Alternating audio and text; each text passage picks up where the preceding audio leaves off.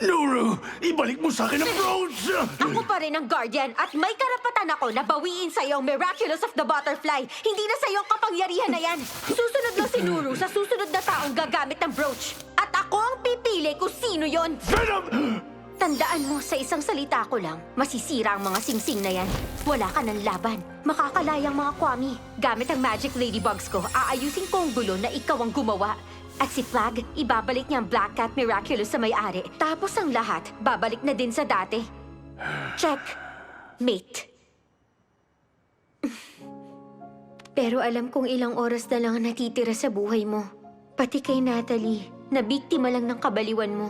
Siguradong masasaktan si Adrian at yun ang malungkot na katotohanan.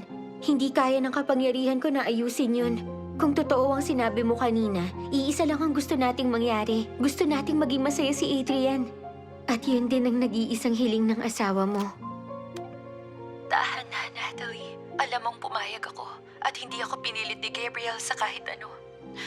Pero wag niya akong ibabalik. Walang iba o kahit sinong dapat mapahamak sa pagkakamali namin.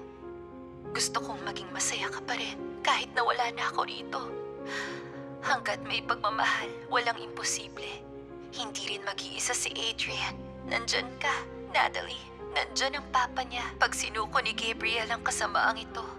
Pati na rin ako. Si Adrian, magiging masaya siya at mapupuno ng pagmamahal. At yun ang nangyari. Nagsimula ulit si Adrian. Natuto siyang maging masaya, bitbit ang magandang alaala ng mom niya. Ipagmamalaki siya nito.